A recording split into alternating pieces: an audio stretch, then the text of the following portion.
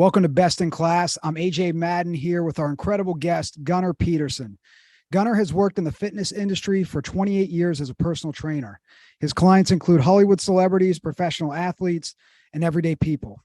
Gunnar was also the Los Angeles Lakers director of strength and endurance. He has worked with athletes from the NBA, NHL, NFL, MLB, USTA, professional boxing, and various NCAA sports.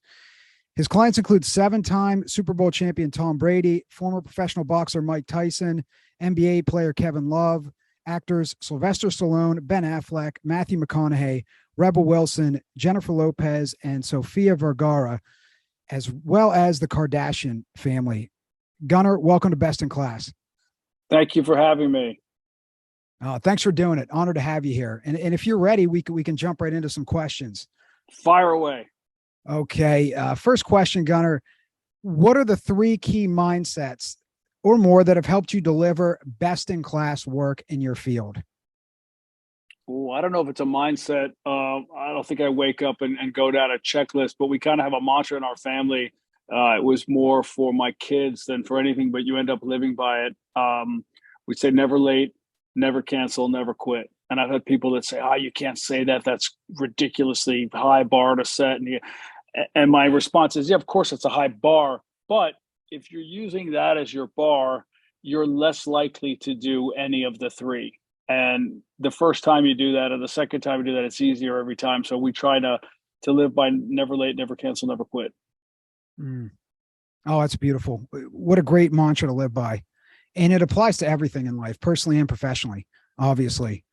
And a great lesson for kids to learn at a young age. And I know you live by example yourself. The most important thing, I've heard you talk about your work a lot. And another thing that, I've heard you talk about was the champions and high achievers rarely talk about the past. They talk about what they're going to do. Can you expand on that one? Yeah, you don't hear. It's funny. The people I've worked with who've had phenomenal accolades and success, they don't talk about when I won a championship, when I was voted MVP, when I won my Academy Award. It just never comes out. You usually hear about things they're doing that day leading towards things they're going to do in the future. So it's a very, as I see it, positive and forward-thinking mindset. Mm. I've heard you talk about the four seasons as well, and that mentality of that mindset of just being first class in everything you do. Can you explain that philosophy in terms of excellence? Well, that's more towards the service industry, right? Personal training, you're in a service industry, and I took that with me even when I was at the Lakers. As a strength coach, maybe you don't see yourself as a service industry. You see yourself as a practitioner, which I see and respect as well. But I feel like, these people are being catered to in every aspect of their life. Why should that level of service drop off right when they walk into the gym or the weight room? So little things, towels, drink, remember if they're cold or room temperature water, set it up for them. If there's something they can't do or really dislike it, it doesn't matter that much. Let's steer away from that. Let's make the overall experience greater from a takeaway standpoint. So that's how I look at that. When I say four seasons, obviously I'm referring to the hotel, and that could be Ritz-Carlton, Mandarin, whatever top tier in anything. It's the people who go above and beyond, and you remember that experience in a different way. You have a different association with it, and you're more likely to go back and experience it again. And if it's that in the workout setting, that's where the results comes. And then you get into not a vicious cycle, but a phenomenal cycle of wanting to go back. It does you well. You want to go back, you do well, and it just keeps going. So that's why we try to push for that here. Brilliant. Boy, does that apply to everything, like you said, in the service industry. Anytime you're facing people, anything that's customer facing, that's very powerful. In terms of key daily habits that have helped you become best in class, what are some key daily habits? Wow. Again, habits, right? They're kind of, you don't even think about them when you just do them. I'd say wake up early. For me, these are just mine. I don't necessarily push these on everybody, but I wake up early. Number one. Number two, my workouts come before other people's. Number three, I prep my work, meaning my clients' workouts the night before. I call it homework. And I read and watch any and everything I can in health and fitness. And I also watch the news from both sides of the aisle. And I keep up as much as possible with sports and entertainment. It keeps you conversational. It makes you, less of a dick if you're not just hard one way. That's just tough. That makes it tough to be in a service industry and listen to people. You got to understand where they're coming from, why they see it the way they see it, what teams they root for, what players they pull for, what shows they watch, which candidates they get behind, and you just try to stay as current as possible without being a yes man and like a phony chameleon. Mm. And you've talked about listening more than you talk as a trainer. Can you expand on that? Because again, that's a great habit that applies to all aspects of life. Well, I would say that especially the top people that I've worked with, one of the other common denominators is they all listen really well.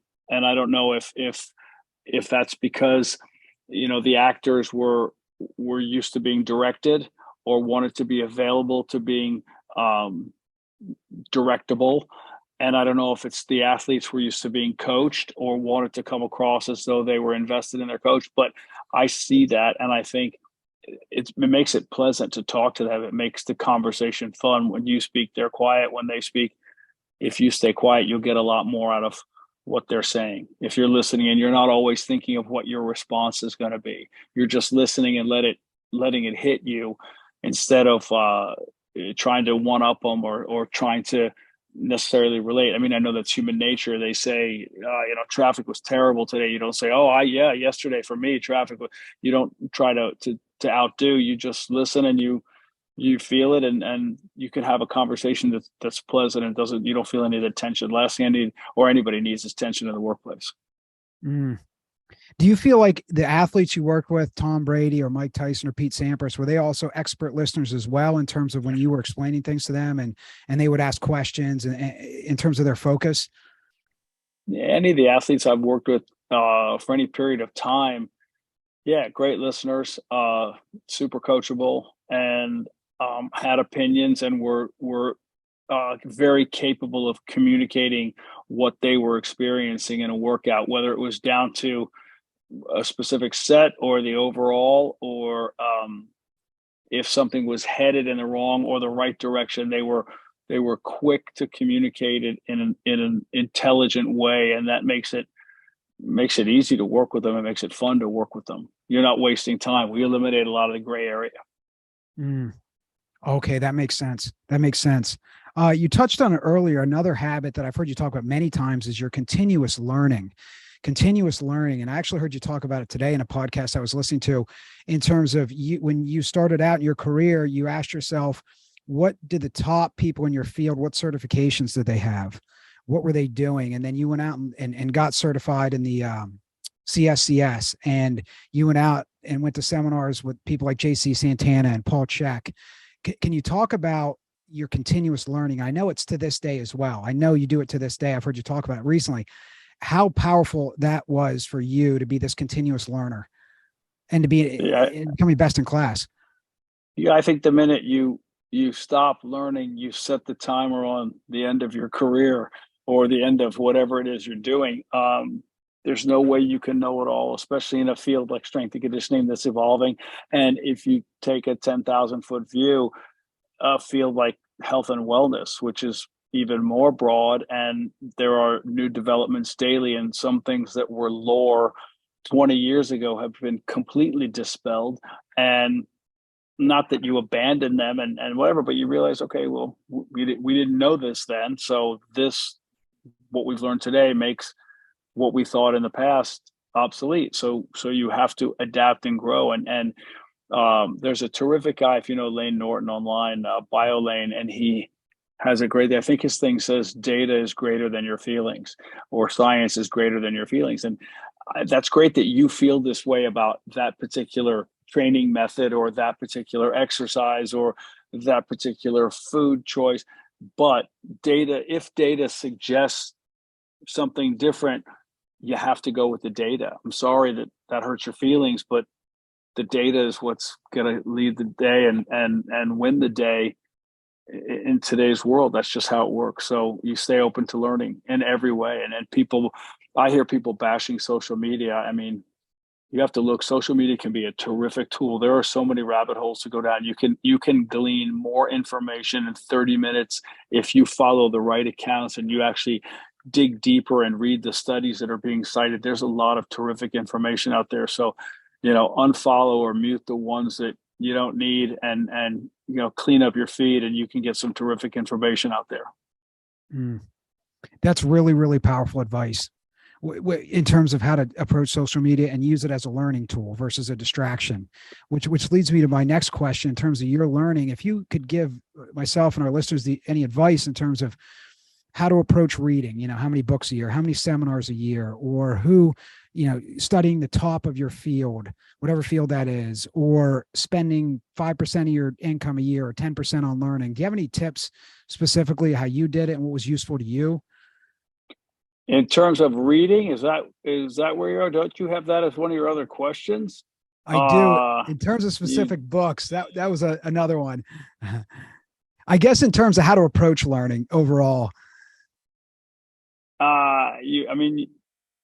The learning, you just stay open. I mean, that's what we talked about, right? With whether it's news or books or social media feeds or, just things you're picking up from. There's a lot of tacit knowledge to be gathered in a day, talking with very highly motivated, very achieved individuals. I learned so much just hearing about what they did in a day. Okay. That makes sense. It makes sense. I've heard you talk about, in terms of daily habits, you schedule your day down to the minute, which is another very powerful tip personally and professionally. Can you explain how you do that? Maybe what your day looks like to the minute? Probably not the best quality, and I wouldn't put that on anybody, but if that's how you are, then then that's that. That's how I am, and I've fought it. I've tried to be a little more loose with it, and I've tried to be more go with the flow and all this, but it's just how I am. I mean, I used to put things like shower, leave house. I used to have that kind of stuff in my schedule. I don't do that anymore, but I do try to use my time wisely. I'm older. To me, like, we're on the clock. I tell my wife, like, I can see the hourglass. Like, I don't want to waste time. So I do schedule things. I do fit things in little slots. Yes, I allow for, as Todd Durkin calls it, your blue sky time for thinking, and that. And I get that when I drive during the day. But I really try to focus on squeezing, wringing every drop out of life's sponge. This makes sense. It makes sense. You've talked about how important it is to hang out with successful, motivated people, and that we become the 5 people we surround ourselves with most. And it leads me into the next question here. Common mindsets of your most successful clients. For instance, what mindsets do Sylvester Stallone and Jennifer Lopez and Tom Brady maybe have in common? How they approach life and work? I can't speak to their mindsets. I mean, those are questions for them, but I can tell you what I see from those people as a collective is they stay ready so they don't have to get ready. Take a turn of phrase and turn it into a thought, turn it into an action. That's what I see. They all seem. I don't have a lot of people who work with me for a couple weeks or a couple months. It becomes part of the routine, and they're always ready. Whether it's even your athletes, they'll take a couple weeks, a month off at the end of a season, but they stay ready year round. Today's market, you can't afford to get out of shape and think you're going to get in shape in training camp. So that's something I take away, whether you call it their mindset or just their actions. A lot of them find a way to make things work rather than a reason not to do it, right? Like, don't make a project not work or not viable. Don't shut it down just because there's an obstacle, even if it looks like it's going to be big, possibly insurmountable. They still find a way. If it's something they want, something they're driven to, they're going to find a way around it, to it somehow, versus just going, we can't do that, and then just always taking the low hanging fruit. they're also on time. The successful people that I work with, as a rule, always on time. I mean, that's not across the board, and there are certain factors that play into that derail that. But as a rule, the higher up the call sheet they are, the higher up the depth chart they are on a team, always on time. They listen more than they talk.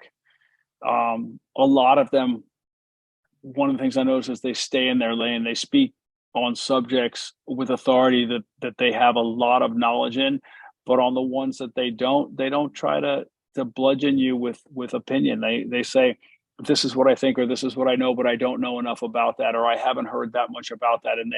And they are respectful and stay in their lane. If they want to change lanes, they do that, but they seem to do enough homework to make that lane change relatively seamless. Like if they're going to go from music to acting, they don't just do that on a whim. They are taking the classes, they are working on delivering lines, they are making the inroads in that business, as well as maintaining their music career, so that when they cross over, it doesn't look it's not a train wreck. And it sounds like in a lot of ways, never late, never cancel, never quit applies to them as well in their habits, amongst the dozen other gems you just mentioned in terms of their mindsets and habits. I remember you had mentioned in another interview that they're the most successful people you've worked with are the ones who cancel the least. They're least likely to cancel, meaning it sounds like they have integrity of word, meaning they do what they say they're going to do when they say they're going to do it. Does that make sense? Is that what you're saying?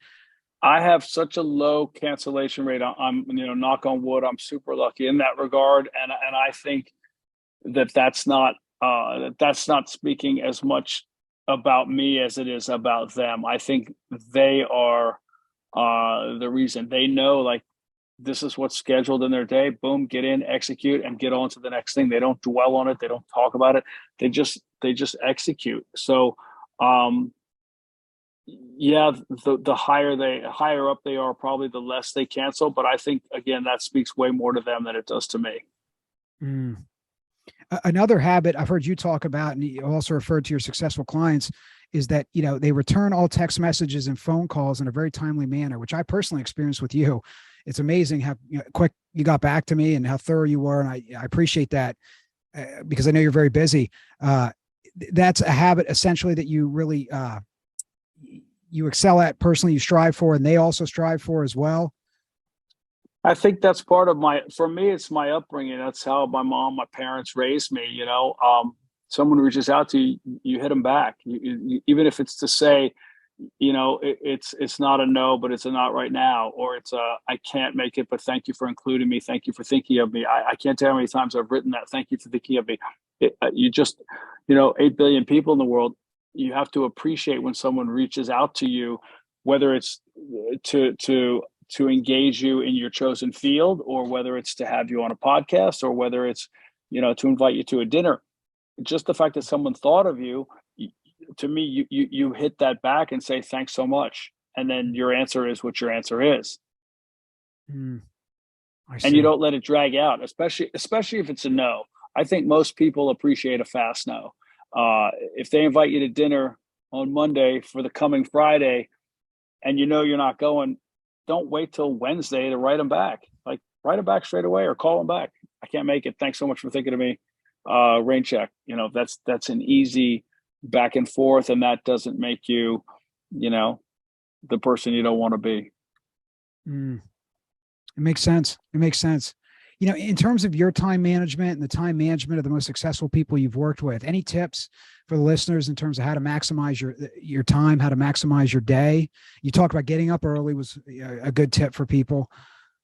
Yeah, wake up early and schedule it. I plan it out the night before, to me, and that's the same with my workout. The same with my clients' workouts. I'm not winging anything. I'm not just going to let it fall into place. Sure, there are days on your own personal time, or on a vacation, or on a weekend, when you don't maybe jam as much stuff in, and you sort of see how the day unfolds. But as a rule, I like to have an idea, and it doesn't have to be in ink, of how the day is going to shake out, what I'm going to be doing, where am I going to be, what are my meals going to look like, what's my activity going to be like, when do I have the downtime, when do I have the office time, all those little things. they flow better if you've thought them through. And it doesn't take that long, especially when it becomes habitual. It's not hard to put together the workouts of the people that you train that day for the next day, or your own workout for that matter. It's not hard to map out your meals. Even when people say, oh, when I travel, it's so rough. It's not that rough. It's not that rough to plan food intake. I mean, you know what's out there. We all know. Mm. It makes sense. It makes sense. And I found that, people who get to be best in class in their field are all exceptional time managers, as the tips you've just described today, and the way you think about time, and the way you think about being respectful in terms of communicating with others. There's a lot of commonalities in people who get to the top of their fields that you've described today, very clearly in a very simple terms for us to understand and do. Maybe two more quick questions here, and then we can jump into rapid fire 10. The first question is just define excellence. What does excellence mean to you, Gunnar? Well, so that's a great question. And you have to think about what's the dictionary definition: rising above the competition, or rising above that, right? I would say it's rising above that, sure, but it's above your own perceived best, and then staying out there long enough to prove to yourself that it wasn't a fluke. I heard a great quote on this just a couple of days ago. A guy said he doesn't judge his success by beating others, because if that's it, then he's put others as the ceiling, and he doesn't want to do that. He beats them as he wants to have his success be judged on what he sees as the best. So I think you have to have your own definition, and this would go back to like goal setting: short-term goal, long-term goal. And I think a lot of successful people have those. They have, goal for the week, goal for the month, goal for the year, goal for 5 years kind of thing. And some of that's a bit gray at first, but as you start to focus in on it and attack it, it's easier to make it more clear. You stop using other people or beating other people as your end goal. It's more beating yourself. That's how I define excellence. What can I do? How can I make my game, meaning the training, so great?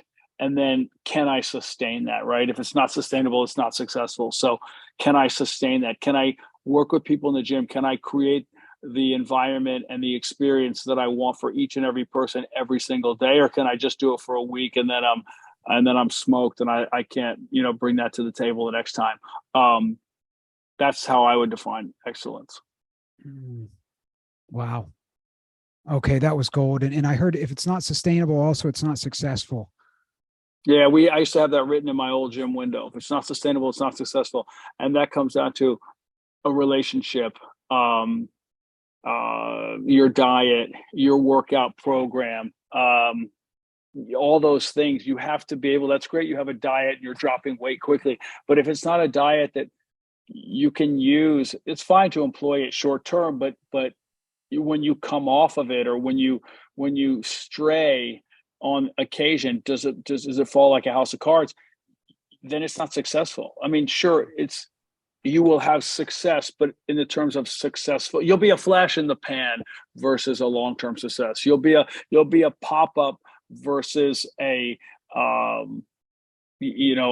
formidable corporation. It just depends on what you want. If you're just trying to drop weight for your wedding, or drop weight for a reunion or a beach vacation, however you're doing it, your drastic measures, okay, but that's not really going to last you. So hard to see that as successful long term. Makes sense. This makes sense. Can you define service? How do you define service? Those are two variables of best in class: excellence and service. Service is to me, it's curating the entire experience as opposed to just the main course, right? So I think like a restaurateur versus a chef, nothing against chefs, but the restaurateur is thinking 2 steps ahead of the customer's needs and wants, whereas the chef is it's more just the meal. And there are people that can do both. They can they can bridge that. But I just look at it and go, I think this is a service industry, personal training. I want the workout to stand out as the chef would want the main course to stand out, or the food. And as the gym owner, as the person providing the experience, the trainer, the coach, I want the overall meaning, from when you pull in, from when a woman asks for, a hair tie, a tampon. Do you have an extra towel? Do you have room temperature water instead of cold?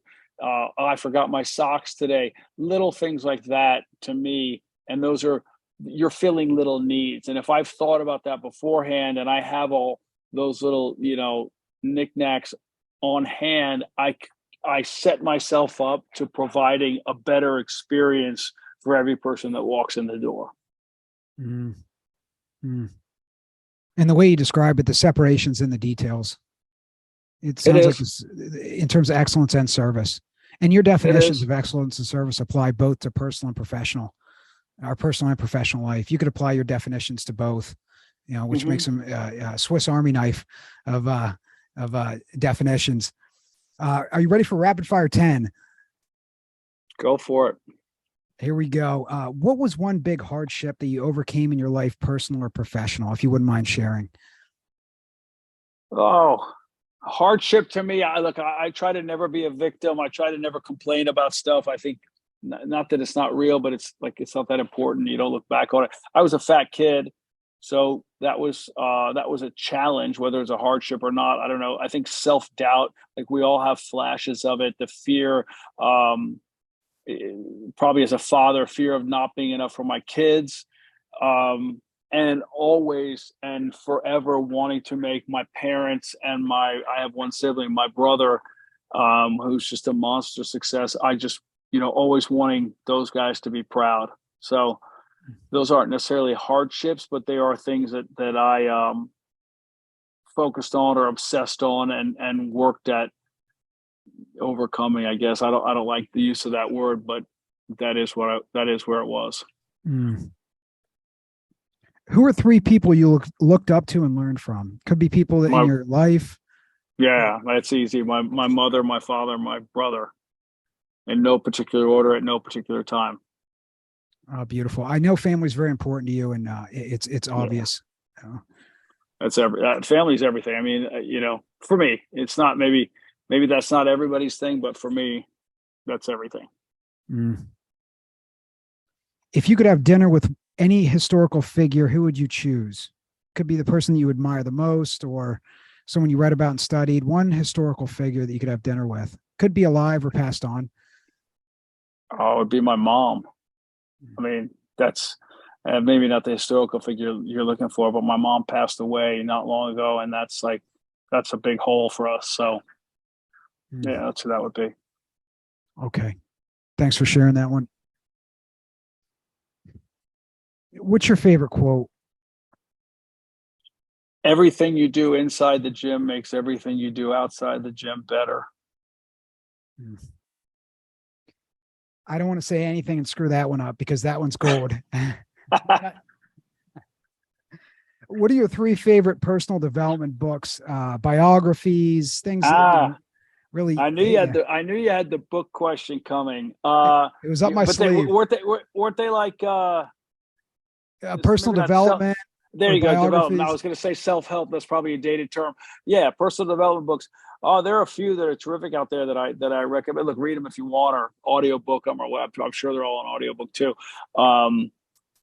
There's a book called Ego is the Enemy by Ryan Holiday, which to me, terrific book, and it just gives you some real perspective. There's another one called Atomic Habits by James Clear.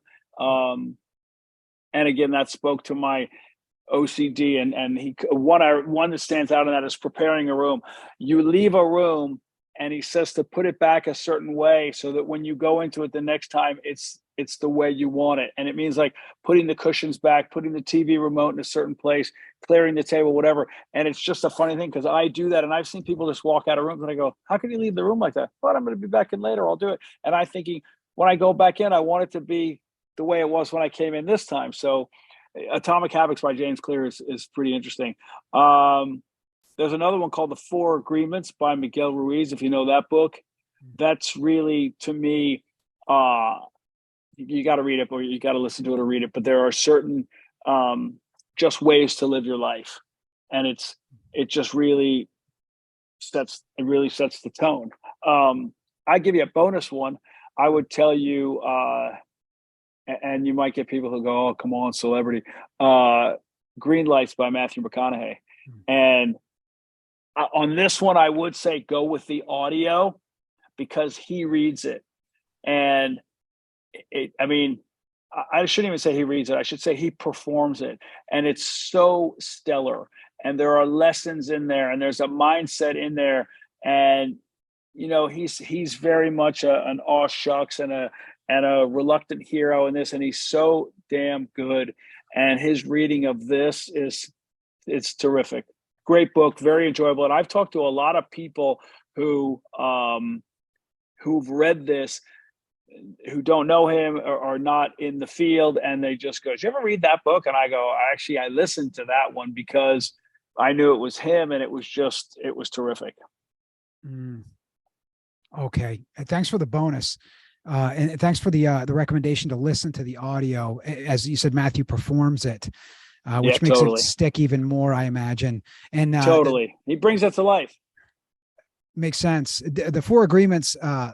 Another guest of our show, John Spence, he recommended that as well in his top 3. And John's read over 3,000 books, and that's in his top 3.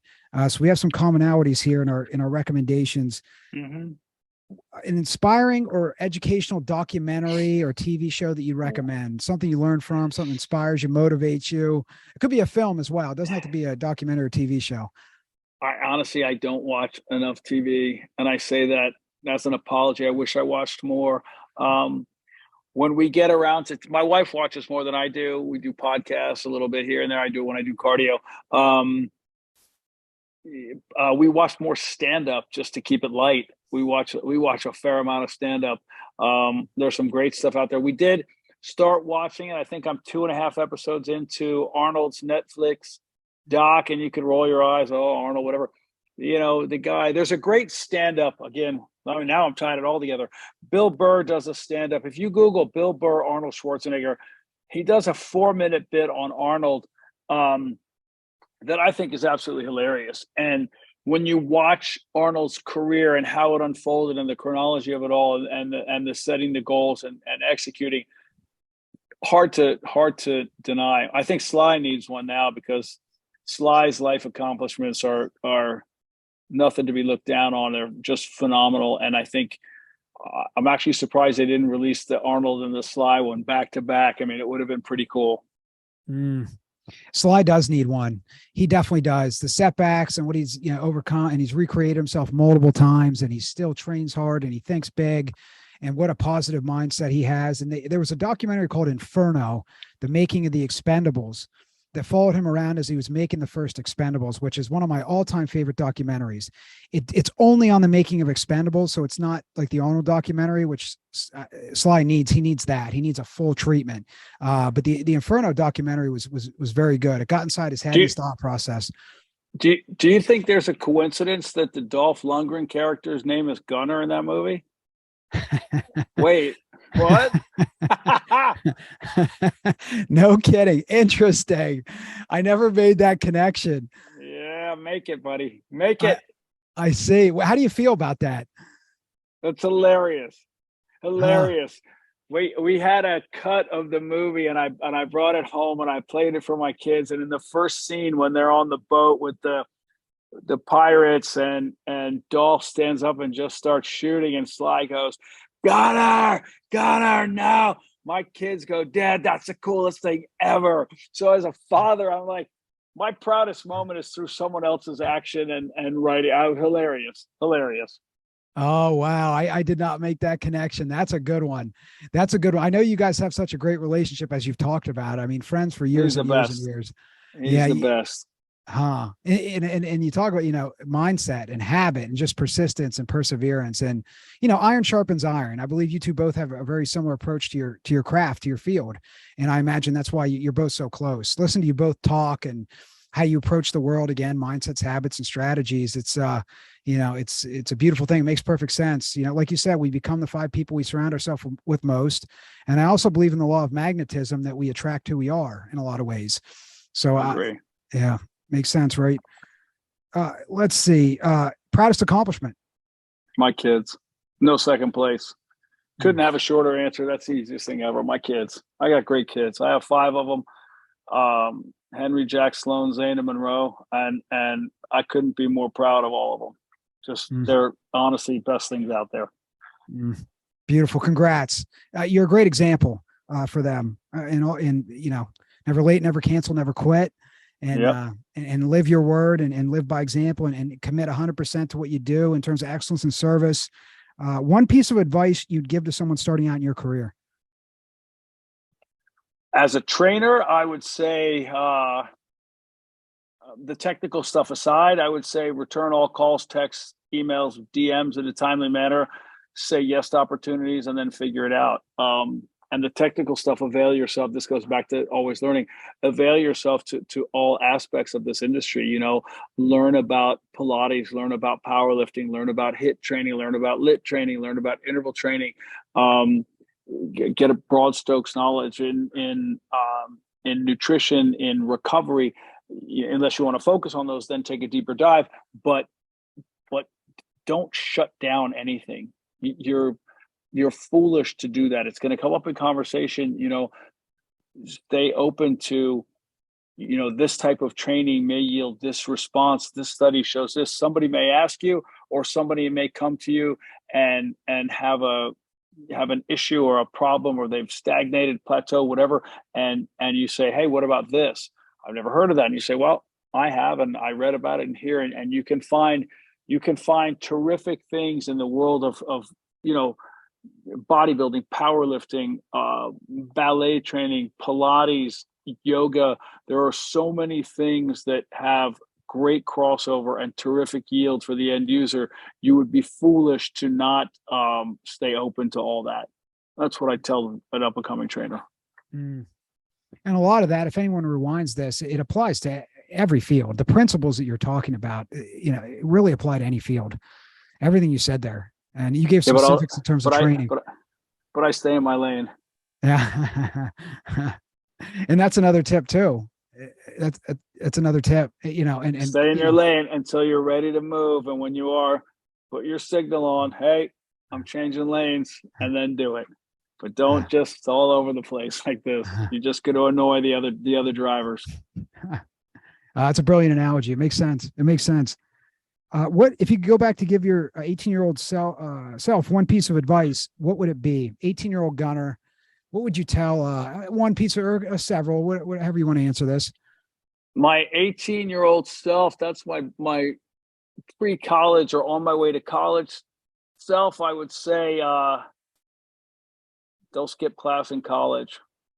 Attend the class. It's what I told my kids. I should have done it more myself. I probably skipped more classes than I should have when I went to Duke. And I tell my kids, at least go to class, just show up. Even if your eyes are at half mast, just show up. And the other one, I would say, go back to eyes at half mast. I would tell my 18-year-old self to sleep more. I think I had, I guess today you call it FOMO. I didn't even know that's what it was. I just didn't want to miss anything. There's so many great, fun things to do in college, after college, in a marriage, as a parent, as a trainer. I just want to be doing stuff all the time. I'm so engaged and happy to be engaged and involved. And, people go, slow down. Why? I like doing it all. So, but I should sleep more. I work on it, but it's, and I know how important it is. And I would tell my younger self, dude, get serious about the sleep. Oh, excellent tips. Excellent tips. Where can listeners find you online? Where can they learn more about you, Gunnar? I think what's the best thing is probably Instagram. I mean, that kind of gives you a peek into somebody's life and personality. And I don't do like long running monologues on it. I try to post stuff that, makes people look, or a chuckle or something like that. So probably just Instagram. Okay. Your Instagram is excellent. by the way. There's Gunnar training Fitness. on there.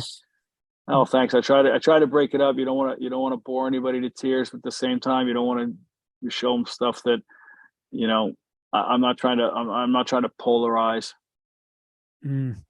It's brilliant. And everyone should check out Gunnar Fitness on Instagram. It's a great follow overall. And you can see Gunnar train and as well, and see some of the movements he does. And I appreciate your time very much. Thank you for all the wisdom. Thanks for all the gems. Thanks for doing this. Thanks for being who you are. Much appreciated. Congrats on your success. And thanks for helping us all to become more best in class.